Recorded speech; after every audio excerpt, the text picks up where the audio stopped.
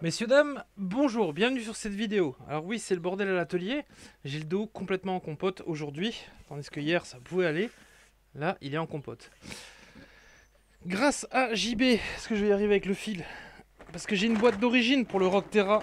Oh non, et voilà, tout tombe. C'est la boîte d'origine du Rockterra. Non, c'est JB qui me prête son nouveau joujou pour vous le présenter sur la chaîne. Donc on va d'abord faire une découverte. Donc ce Rockterra a le châssis cassé. Mais apparemment je peux rouler, donc on va le changer sur la chaîne. On va changer le châssis sur la chaîne. Voilà la bestiole. Bon, vous l'avez sûrement déjà vu. Il y a beaucoup de youtubeurs qui vous l'ont montré. Moi je me suis un petit peu spoilé quand même vite fait sur place parce qu'il m'a expliqué 2-3 trucs. Mais bon, j'ai fait exprès dans ma tête de pas vraiment regarder. Ouais. Du coup, on va commencer par le design. Et surtout la taille de l'engin. Ce qui est assez marrant, c'est que bah là on a vraiment une nouvelle architecture de chez Hobbytech. Quelque chose que... C'est bien, je suis bon sur le micro là. Tac, tac, tac, un, deux. C'est bon. C'est une architecture qui n'était pas connue chez Hobbytech. Mis à part le BXR MT qui était sorti un temps. Mais là, on est vraiment sur une architecture différente. La carrosserie qui est vraiment leur design à eux, c'est bien sympa. Je vais vous la montrer, mais vous devez le connaître de votre côté. Elle est belle, franchement, une belle carrosserie avec un joli truc en plastique au-dessus là, une sorte de hardtop. Et les ailes réélargies, tout ça. Franchement, niveau design, il n'y a vraiment rien à dire. Il y a du vrai taf. Très joli. C'est fait partie de mes préférés des carrosseries que j'ai vues. Et sachant que je n'ai absolument pas regardé cette voiture sur YouTube. Le seul moment où je l'ai vue, c'est quand Boiserie faisait gagner. Je l'ai regardé de loin parce que je me spoil pas. On voit qu'Hobbytech aussi s'est plié. Alors je vais vous mettre avec l'autre caméra, histoire que vous voyez d'un peu plus près. Hop, je ne suis pas en live. Hein. Hobbytech en fait s'est plié un petit peu à la concurrence puisque voilà, ils nous mettent maintenant des petits élastiques et ben, je découvre qu'on a l'embout en plastique puis l'élastique. Pas trop mal. Ça évite que ça casse ici. C'est plutôt une bonne idée. C'est plutôt même une très bonne idée. Donc pareil à l'arrière, hein, on a les élastiques qui viennent tenir la carrosserie. Et par contre, on a toujours les 4 pins qui viennent bloquer la carrosserie. Ça aurait été bien d'avoir un système un peu à la Traxas, tu vois, une invention française, ça aurait été sympa. Que là, on n'a pas forcément, on a le classique. Mais bon, rien à dire, hein, c'est pas mal ce petit truc là avec le plastique ici, ça évite de casser la pile. C'est plutôt intelligent. On a des petites protections au niveau du toit, ça c'est plutôt cool. Bon, je pense que sur les chocs au niveau du toit, ça sera le hardtop qui mangera. Plus ça, donc ça va, c'est plutôt bien vu. Qualité de la carrosserie. Alors le propriétaire de la voiture la trouve un peu fine, moi je la trouve plutôt pas mal. C'est pas trop mal, c'est pas dégueu. Après faut voir au vieillissement. Un Lexan c'est pas inusable, mais c'est pas dégueu. Puis en plus on a les petits renforts de toit qui vont en dessous. Franchement c'est pas dégueu. Qualité honorable. À essayer maintenant avec le temps, je sais pas comment elle vieillit cette voiture. Je remets la carrosserie, je voulais vous montrer un truc. Parce que là on a une voiture type 3S. Il y a un truc qui m'a assez marqué, c'est ça. C'est son amortissement qui est, moi je le trouve bon au ressenti. Alors par contre après on a un train avant qui s'enfonce pas mal. Ça va, on touche le sol et l'arrière aussi. Mais l'amortissement a l'air de quand même bien fonctionner. Voilà la bait. Vue de l'intérieur, hop. Je vous la montre un petit peu. Et je vais vous la décrire au passage, on va repasser en l'autre caméra. De toute façon vous la connaissez. Je vais pas vous montrer des trucs plus sensationnels que les autres. Mais bon, c'est vrai que avec mon expérience, j'aime bien voir des nouvelles RC, ça me fait bien marrer quoi, tu vois. De voir des nouvelles architectures et tout, c'est un kiff. Alors, au niveau des amortisseurs, on n'est pas sur du big bore, mais on a quand même une capsule en aluminium. Je veux juste vérifier le corps. Je sais pas si le corps il est en alu ou pas, c'est ça le truc. Non, le corps est en plastique. Corps en plastique, bouchon en alu. La tige, ça doit être du 3,2 comme ce qui se fait en classique. C'est pas trop mal pour du 3S. Au niveau du ressort, on a un ressort. Alors, je sais pas pourquoi ils ont fait comme ça, Mais on a le ressort qui est très entortillé sur le haut et le bas de l'amortisseur, vous le voyez là de toute façon. On a un enroulement, je ne sais pas encore pourquoi c'est fait. Et j'avais pas encore vu ça. Le train avant est assez spécial aussi pour un MT, puisqu'on a les amortisseurs très penchés vers l'arrière. Sûrement pour créer un débattement peut-être plus important. Ce qui est le cas parce que là il a vraiment un débattement de psychopathe, hein, franchement il faut le dire. Là, vous le voyez, il a vraiment un débattement de psychopathe. Donc je pense que ça a été fait pour ça. Et peut-être aussi améliorer sur les chocs frontaux la résistance sur l'amortisseur, comme ça il est pas mis en direct, un peu plus sur l'arrière. C'est à peu près ça je pense. Après il faudrait voir avec Obitech pourquoi ils ont fait comme ça. Et c'est assez intéressant. Une tourelle directement montée sur châssis, alors ça c'est nouveau chez Obitech. La tourelle directement intégrée au châssis. Alors j'ai pas, encore une fois, je ne sais pas la solidité que ça produit, ce genre de tourelle. Et ce qui est pas trop mal, c'est qu'en fait ils l'ont créé en fait en 3 parties, un peu comme un X-Max. C'est-à-dire que tu vas venir dévisser ces parties-là pour virer la tourelle. Tu changes pas le châssis obligatoirement. Donc les tourelles sont changeables plus rapidement que si tu avais tout en un bloc comme un châssis. Mais c'est nouveau chez Obitech d'avoir la tourelle directement intégrée au châssis cuvette. Pareil pour l'arrière, une tourelle droite ajourée, allégée, avec des trous dedans. Peut-être pour lui donner une certaine souplesse, parce qu'effectivement le plastique est extrêmement rigide de la tourelle. Je pense que pour l'avant c'est la même, voilà, c'est pareil. C'est pas trop mal de mettre du rigide. Encore une fois, est-ce que cette voiture-là est prévue pour du bâche? Alors, dans l'intention, on est obligé de dire oui. Dès qu'on va préparer, on va faire un monster truck, une marque fait un monster truck, de toute façon, tu t'engages un petit peu à ce que le monster truck fasse des sauts. Donc, il faut voir ce que ça donne avec le temps. Bon, c'est sûr que si tu fais tes 100 packs avec la tourelle, c'est très bien. Les plots de carrosserie, c'est des plots de carrosserie un peu améliorés, c'est-à-dire qu'en fait on a les 2 picots qui rentrent dans le châssis, puis après on est réélargi au-dessus. Ça c'est bien, ça donne une souplesse à la carrosserie, c'est pas mal. Les pneus, alors les pneus sont assez surdimensionnés par rapport au châssis et ont l'air vraiment de qualité. Ils sont bien bombés, ils sont bien fermes. Bon, ça je pense que ça va manquer de ballonnement pour un si petit moteur, donc du coup ça doit peut-être limiter un peu les backflips, faudra que j'essaye. Je ne sais pas du tout. Mais en tout cas, niveau du pneu, ça m'a l'air d'être du assez lourd. Après, en hexagone, je pense qu'on doit être sur du 12. Ouais, ça doit être du 12 ou du 14. Mais le pneu a l'air vraiment pas mal pour la taille de l'engin. Ça, c'est plutôt cool. Ça t'évite de réinvestir dans des bons pneus. Ils ont l'air vraiment pas mal. Je sais pas du tout ce que les autres ont pensé des pneus. Mais en tout cas, moi, je les trouve pas mal. Faut voir s'ils ballonnent, en fait. À l'arrière, alors... Ça me fait penser un petit peu vous savez, au skitter. Ce genre de bar wheeling. Ça va être solide pour certains, ça va casser pour d'autres. En fait, t'as une grosse appendice qui sort là. Je sais pas pourquoi les constructeurs font ce genre de barre anti-wheeling, à croire que les constructeurs croient que c'est notre principal souci, le wheeling. Alors que pas du tout. C'est vraiment le souci de personne. Là. Ils le mettent, les gens le laissent parce que voilà, ça protège la voiture. Mais pour moi, c'est le souci de personne. L'intérêt d'une voiture comme ça, c'est d'avoir un bon pare-choc arrière. Ça, c'est vraiment l'intérêt. Là, on a la barre wheeling exactement comme le skitter. Et je redis la même chose, même si celle-ci peut être solide si vous le voulez ou quoi, elle sera largement pas incassable. Une barre anti-wheeling, faut qu'elle soit incassable. Parce que c'est une appendice qui sort du châssis. Quand tu sors un engin 3S, 2S que tu veux, les gens s'attendent à ce que ça soit robuste, pas que ça casse toutes les 5 minutes. Alors je ne parle pas de la solidité de celle-là, je ne sais pas, mais en tout cas, je me suis pas forcément trompé sur le skitter, et je pense pas que je me trompe sur celle-là. À partir du moment où tu as une appendice qui ressort comme ça, faut pas s'attendre à ce que ça tienne longtemps. Surtout si tu fais du béton, du bâche en béton, des trucs comme ça. Donc, un jour peut-être que vous concentrerez un petit peu sur les besoins des gens qui bâchent. C'est un pare-choc.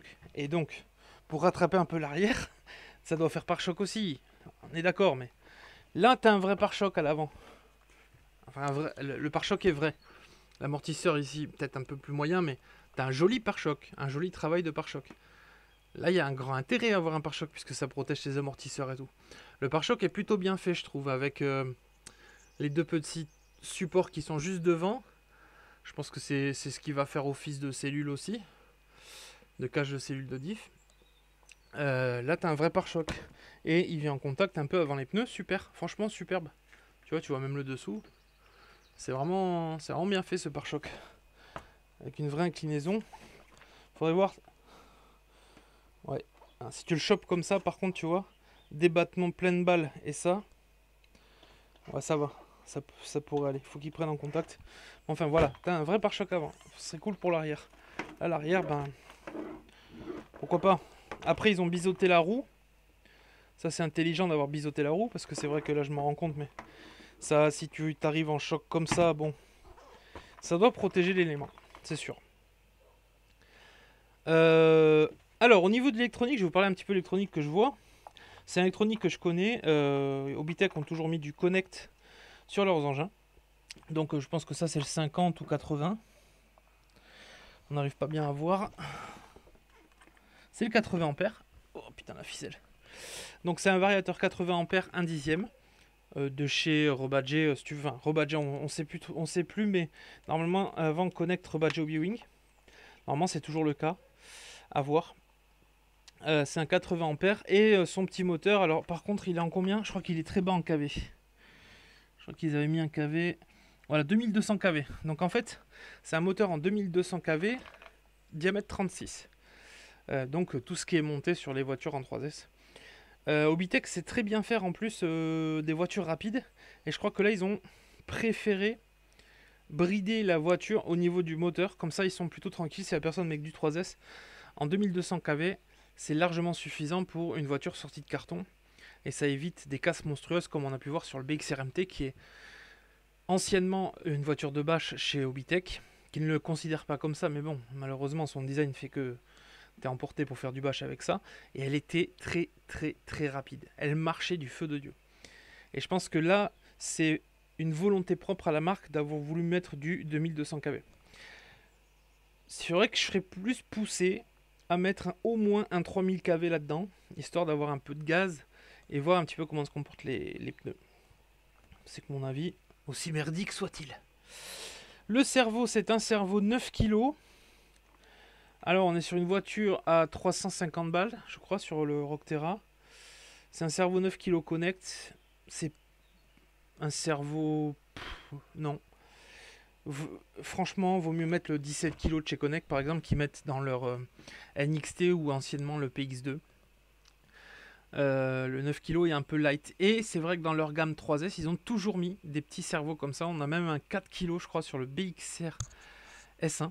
C'était même un 4 kg de mémoire, hein, il me semble. Un peu light. Et en plus, je sais pas du tout si c'est un pignon métal ou pas dedans. Le 7 kg. Faudrait voir. Si c'est un pignon métal, bah franchement, ça peut le faire. Si c'est pas un pignon métal, c'est pas terrible. On a un soft cerveau d'ailleurs, hein, je le vois. Ce qu'on appelle soft cerveau, c'est un truc qui va en fait, si tu maintiens ton cerveau, ouais, il est serré à la mort quand même, mais ça va. Si tu tiens ta corde, en fait, tu vas pouvoir tourner les roues, ça sert le gros choc. C'est important sur ce genre d'engin. Donc il y a un joli soft cerveau avec un orange anodisé. Très bien. Le bac. Alors attends, on va faire comme ça. Comment ça s'enlève? Ok. Ok. Donc c'est un système de levier. Tac. Tu viens lever. Un peu à la façon X-Max aussi. Hop. Je vais prendre une batterie 3S que j'ai là. Alors bien sûr, pour faire le jeu, on va prendre la plus grosse des 3S que j'ai. C'est une 6000. C'est les plus marrantes. On va voir ça rentre dans le bac. Hop.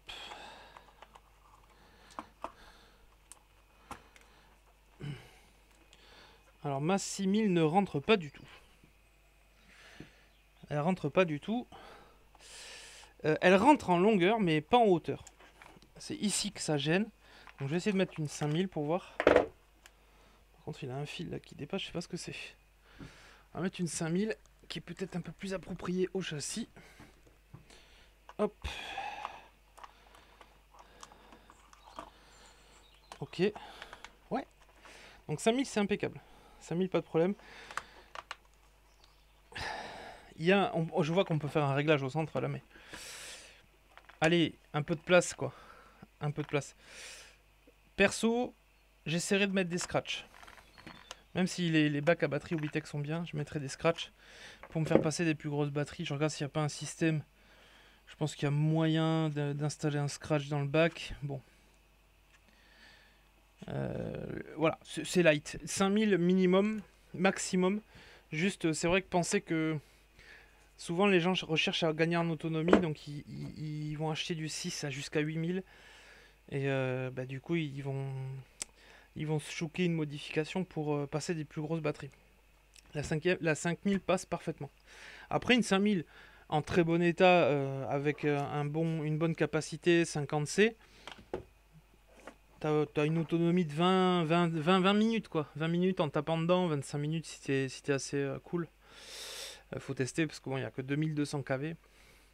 Donc normalement, l'autonomie devrait être assez cool. Je vois qu'il y a un grand cardan métal central, ça aussi c'est un plus chez Obitech, le cardan central métal. Alors, je sais pas si vous allez le voir à la caméra, on voit rien forcément, mais il y a un long cardan, un très long cardan qui traverse. Ça c'est un plus parce que sur les concurrents directs en 3S, c'est du plastoc. Donc on a intégralement du métal, que ça soit... Alors ils ont mis un beau cardan à l'arrière, hein, franchement, avec des tirants plastiques. Ça, je pense qu'ils n'ont pas fait d'erreur particulière sur ça. Vous voyez que le tirant est en plastique et le cardan en métal. Bravo. Ça, c'est très bien. Et vous avez en plus du CVD d'origine à l'arrière. C'est plutôt une bonne nouvelle. Le diamètre du cardan est très bon. Alors, il est épais, puis il finit sur du fin. C'est assez spécial. Sûrement à cause du... pour gratter en débattement. Encore une fois, je pense qu'Obitech a cherché le débattement sur celui-là. Le système de fusée de direction, donc on est sur un système tout à fait classique avec un étrier et la fusée. Ça fait partie de mes systèmes préférés des fusées. C'est vrai que le train avant à boule est très très fiable. Et celui-là aussi, il est fiable, donc là je peux pas dire grand chose, faut voir avec le temps si les fusées sont assez solides. Au niveau des roulements, on est un tout petit peu léger quand même. Au niveau des roulements de cardan, que ce soit à l'arrière à l'avant, ça reste du petit roulement. Voilà, tu mets du bon gros roulement pour les roues histoire que ça tienne longtemps. Je ne sais pas là, encore une fois. Et je vois qu'il y a une petite cale à l'avant, une cale alu orange, pas mal. Petite cale à l'alu, vous le voyez un peu là. Hop, vous la voyez. Voilà, cale avant alu. Alors absolument pas boulonnée, mais vissée. Donc à mon avis, c'est une vis qui traverse toute la cellule, qui vient en fait le filetage, en fait, il est dans le triangle, tu vois. Et tu viens visser ta vis, elle va faire tout long. C'est pas boulonné. Donc si ça se dévisse un petit peu, ça, tu peux avoir le triangle qui se barre. Donc faut pas hésiter à coller ce genre de choses. Les triangles ont l'air sympas. J'aime bien l'architecture, je vous la montre. Voilà, on va regarder triangle arrière, triangle avant. Les triangles ont l'air plutôt sympas, assez épais. Je pense que ça doit être au moins du 8 mm. Donc pour une taille de voiture comme ça, je pense que c'est largement suffisant. Maintenant, je sais pas la fiabilité, mais j'aime bien le design. C'est un triangle qui n'est pas plein. Obitech avait fait l'erreur de faire des triangles pleins sur certaines voitures, ça tenait pas. Là, ils les ont ouverts, ajourés, et c'est vrai que faut pas croire les bonimenteurs sur les plastiques Obitech. Ils ont une certaine maîtrise des plastiques Obitech sur beaucoup de trucs. Le plastique Obitech est bon. Après, se foirer par exemple sur une sortie de voiture, ça arrive, mais leur plastique est bon. Ils font de la compète et tout, ils savent très bien faire leur plastique. Donc j'ai vraiment rien à craindre. Vous regardez la NXT, les plastiques des triangles sont excellents. Moi je kiffe. T'arrives à en casser, mais le plastique est très bon. Alors ces châssis baignoires, le défaut des châssis baignoires, c'est qu'ils cassent soit devant, soit derrière. Et ça c'est toutes les RC, il n'y a pas de truc. Donc là il a une casse devant, le châssis est cassé devant, hein. Il a passé comme ça, mais apparemment je peux rouler. Donc changement de châssis. Et apparemment la personne qui l'a cassé, il m'a dit qu'il faisait très froid. Voilà, à voir avec le temps. Moi, de visu comme ça, je vais vous dire juste un truc, c'est que c'est des voitures, faut pas les amener au ciel, je pense. Que ça soit le Big Rock de chez Arma ou celui-là, ou parce qu'à côté d'un Big Rock, il est très très bien foutu. Je pense qu'il est bon marché d'acheter celui-là ou un Big Rock, tu vois, il y en a qui vont me demander. Mais j'avoue que le petit Rock Terra, je l'ai pas vu. Le problème, c'est que je le connais pas et j'aime pas forcément faire des unboxings. Là, je vous le présente parce que je suis obligé d'un petit peu varier les voitures. Et Obitech ne m'en avait pas envoyé, ce qui est dommage, hein, j'avais demandé pourtant à l'avoir. Et c'est vrai que le voir vieillir sur la chaîne, c'est toujours bien, comme ça on a une bonne expérience. Mais bon, pour le coup, ils avaient dirigé leur communication différemment. Et donc, j'ai pas pu avoir un Rock Terra. Euh, L'abonné me le prête, il me laisse faire un essai, donc je répare son châssis. Mais encore une fois, dans l'essai, je vais pas lui flinguer la voiture, clairement. Je vais pas la pousser, je vais traiter du comportement, je vais voir un petit peu sa fiabilité aussi. Je pense que je vais le ressentir un petit peu sur certains chocs, mais je vais pas lui fumer la voiture, c'est pas du tout le but. Donc, très sincèrement, cette voiture-là, pour l'instant, tu peux pas la mettre dans le truc du bâche. On va rester loisir, bien que ils ont fait un dessin voiture de bâche. Connaissant un petit peu Obitech, ils aiment pas trop qu'on emploie le terme bâche, mais il fallait pas faire un design comme ça, les gars. Ça, c'est pas pour faire de la danse. On est clairement sur du bâche. Un truc bien, franchement, l'amortissement et le design est juste vraiment très très beau. Très très très joli design. Je vais vous le mettre à côté du skitter. Hop. Parce que bon, on est dans les gammes 1/10, hein. La triche. Donc le skitter est un peu plus grand. Voilà. Oui, il fait 3 cm plus long le skitter. Vous le voyez pas forcément. Il est à peine un peu plus large. En gros, tu as le Max et le Max V2. Tu vois le délire. Mais par exemple, tu vois, chez eux, chez Coralie, ils ont fait 1/10 avec des transmissions d'1/8. Donc tu peux pas tester. Ça, c'est clair. Avec les amortisseurs Big Bore et tout. Mais l'avantage de celui-là, c'est qu'au niveau du prix, on est plus bas. Donc pour les petites bourses, c'est peut-être mieux. Je vais voir si. Putain, il va parfaitement. Elle est belle, hein, cette carrosserie. Hein, je vais avoir la Rock Terra dans pas longtemps. Moi. En plus, apparemment, Obitech ont fait des carrosseries solides récemment. J'ai entendu dire. Voilà. Merci à JB de m'avoir prêté ce Rock Terra. Donc on va le faire en live. On va changer de châssis si mon dos me fait pas chier. Ça serait cool. J'espère que ça vous a plu. Je n'ai pas appuyé plus que ça sur les diffs et tout ça. Parce que je connais pas l'engin encore une fois. Je sais qu'il a un diff avant, un diff arrière. Je ne sais pas s'il a un diff central ou un slipper. Je ne me suis pas renseigné. Et je ne connais pas la fiabilité au bâche de cet engin. Donc j'essaie de vous retransmettre ce que je vois, ce que je sais. C'est un bel engin. Je le conseille pas forcément pour du gros bâche pour l'instant. D'ailleurs, toutes les voitures de cette catégorie-là, il faut les optionner à la mort pour que ça commence à faire ce qu'elles font les grandes. Donc pourquoi pas pour une première bourse, un premier petit engin en mode bâche, ça pourrait être pas mal. Il y a de l'avenir en voyant ça. Ça fait plaisir aussi de voir que Obitech s'est largement lâché en faisant un engin comme ça. Et ça fait vraiment plaisir. C'est une belle évolution. Là, j'avoue de voir le même engin avec des transmissions d'1/8, ça aurait été la classe. Là, ils sont restés dans leur gamme 3S. Donc, on va faire avec. J'espère que ça vous a plu. N'hésitez pas à vous abonner si vous kiffez mes vidéos, mes analyses, ma gueule. Et puis, on se retrouve très bientôt en live. Bis, ciao.